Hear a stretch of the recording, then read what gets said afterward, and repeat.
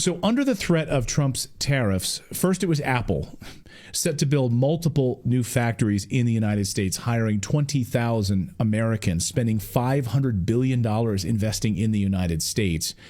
And then the list started growing from there. Eli Lilly, pharmaceutical company, plans a $27 billion plan to build 4 new manufacturing sites in the United States. Volkswagen, German car maker, set to establish U.S. production sites for its Audi and Porsche brands in the U.S. Stellantis, the automaker. LG Electronics, going to be moving its production from Mexico to its Tennessee facility. Samsung, Hyundai, and now today it was Honda. We learned this because of Trump's tariff plan. Honda is now about to produce their next round of Civic cars in Indiana, not in Mexico as they had originally planned due to U.S. tariffs, specifically because of U.S. tariffs. E.J. Antoni is a research fellow at the Heritage Foundation's Grover M. Herman Center for the Federal Budget and an expert and an economist, and we wanted to ask him his thoughts on all of this. E.J., welcome back to the show. Good to see you. So one of the big criticisms of all of this is that it was going to drive up costs for the American consumers. We're going to start paying a lot more here at home under Trump's tariffs. If you listen to left-wing podcasts, you can hear them complaining about it. They won't be able to get their cheap televisions from China or whatever it is. But it was going to be a big problem for American consumers. So are they right or are they wrong? Well, if it's going to be a problem for American consumers, I would love to see the evidence for that, right? Whether we're talking about in the past or today. That's not to say there's not a wrong way to do tariffs. Sure, there is. There's a right way to do it. There's a wrong way to do it. What we saw during the first Trump administration was the right way to do it. And I think we're seeing that all over again, just like we saw during William McKinley's presidency, probably most famously. Conversely, tariffs were done incredibly poorly during the Herbert Hoover administration. So again, they can be done right, they can be done wrong. It's not a panacea, it's not a cure-all, but what it is part of the carrot and stick approach that this administration is employing. So tariffs obviously are the stick. What's the carrot? Well, that would be tax cuts, regulatory cuts, getting rid of all the burdensome red tape for companies so that they can once again make things here and do it profitably and employ Americans profitably at living wages. In other words, return us to when we had good blue-collar manufacturing jobs on which a man could support a family of 4. That is not something that is just lost to the past and can never return. But again, we need to not only protect our industries from unfair competition abroad that is subsidized by these foreign governments, but we also need to get rid of all of the roadblocks that our own government has put in the way. Again, that would include very, very burdensome and very high taxes and also over-regulation. We forget that although a typical manufacturing worker, let's say, makes $50,000 or $60,000 a year, the employer pays another $50,000 or $60,000 very commonly per year in regulatory costs. So if you can get that down, you now can, the employer that is, can afford to pay that worker much, much higher wages and still make a profit. So we knew about manufacturing job openings during the Biden administration. A lot of manufacturing and you can correct me if I'm wrong, but the data that I was looking at about 2 years ago was that we had a lot of manufacturing jobs that were open in the United States and just Americans just weren't taking them.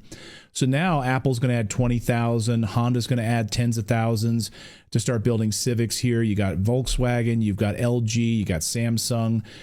Sounds like a lot of manufacturing jobs in the United States. If we had like a lot of openings before, it seems like we're going to have a lot of manufacturing jobs open now. Who's going to take those jobs? Will Americans take those jobs?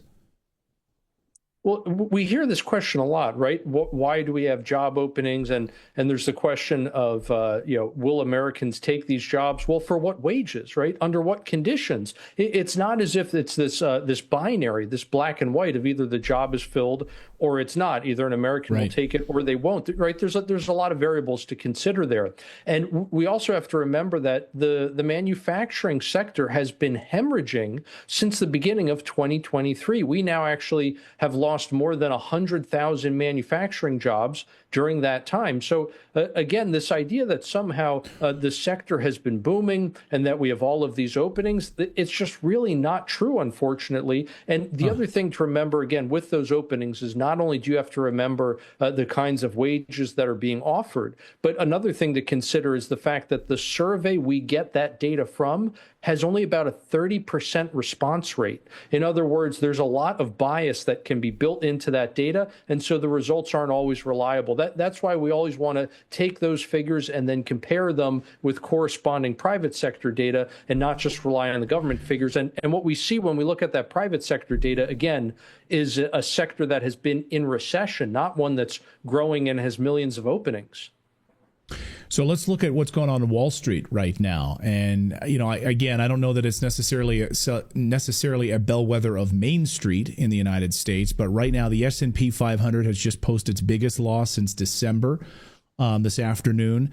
And Trump is saying that, tariffs will proceed. NVIDIA shares falling 9% on tariff fears. So what do you make of Wall Street's reaction to tariffs? Well, unfortunately, a lot of people are still trying to feel out what's going to happen here. And what I mean by that is we have been inundated for literally decades with this thinking that all tariffs are bad and that free trade always and everywhere is good, whether it's fair trade or not. In other words, it doesn't matter what they're doing overseas. Here at home, we should always just refuse to put any kinds of tariffs or non-tariff barriers on the stuff that we're buying from foreigners, whether or not they are putting tariffs and non-tariff barriers. That would be things like quotas on the things that we're trying to sell overseas. And again, that's kind of just been this economic dogma that has been drilled into everyone's heads for decades. That means you have essentially an entire generation right now of money managers, brokers, and other people on Wall Street who have known only that way of thinking. And so in their minds, this is going to be absolutely catastrophic. But again, as we started this conversation, the record of history is quite clear that tariffs have been done successfully. They have been done unsuccessfully. It has been very fruitful in some times and has been very costly in others. And it seems that the way President Trump is implementing them right now is the right way and not the wrong way. So I think increasingly what's going to happen is people will need to see that in the long run, these companies' earnings are going to hold up just fine. And those earnings are the only thing really that justify ultimately stock prices.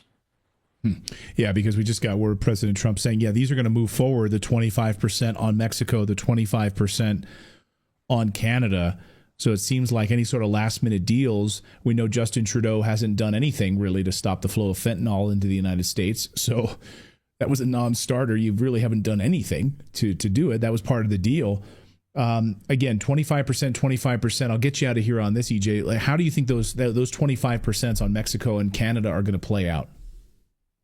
I think quite well. And part of the reason is because Trump is also looking at reciprocity here. So we forget, Trump is not a one-trick pony at all. He is always attacking from multiple angles, even if he's using the exact same tool to do so. And so why are we looking at about a 25% tariff rate? Because if we look at, in Canada, for example, their tariff and non-tariff barriers that they put on American products, and I don't care if we're talking about dairy products or if we're talking about automotive parts, whatever the case may be, anything we're trying to sell in Canada, the combination of those tariff and non-tariff barriers is roughly equal to a 25% tariff tax rate. So that means that what Trump is doing at the same time, he's punishing Trudeau for not helping to stop the fentanyl crisis in this country, for not preventing China from abusing the USMCA and exploiting loopholes to dump more products here. At the same time he's going after Trudeau for all that, he is also introducing reciprocity. This is part of the genius of Trump's negotiating tactics. So I think ultimately what's going to happen is Trump is going to force Canada to not only help solve the different economic and health crises that they are allowing to enter into this country, but he is also going to force Canada to reduce, again, those tariff and non-tariff barriers if we're going to reduce our tariff rates on Canadian products coming here. Jeffrey Reinhardt in our chat says, are you guys aware that Canada levies 300% on cheese and other dairy products? Is that true? That high? Right. So when I talk about that 25% tariff or tariff equivalent, that's the average across all Canadian, all American products going into Canada. So you do find specific instances where, because of those tariff and again non-tariff barriers, which includes things like quotas, they end up with equivalent tax rates far in excess of 25%, and that's where you get into those types of incredibly high rates that you just mentioned. Wow, 300% again. Yeah. I mean, I lived in Europe for a number of years. I can tell you, trying to go in the grocery stores there, you're not going to see like any American brands. I mean, detergent, shampoo, nothing like that. You're just not going to see it. They just don't import any of our stuff. So you get all these weird, wacky, like European brands over there all the time. So, and stuff, by the way, that doesn't even clean countertops. It's pretty terrible. So anyway, fascinating times we are in right now. It'll be interesting to see how this all shakes out on Wall Street with the Dow down pretty big today, and President Trump moving forward with these tariffs. EJ, great to see you. EJ Antoni is a research fellow at the Heritage Foundation and an economist, and always a wise voice to have here on the show. EJ, great to see you today. Thanks so much. My pleasure. Thank you for having me.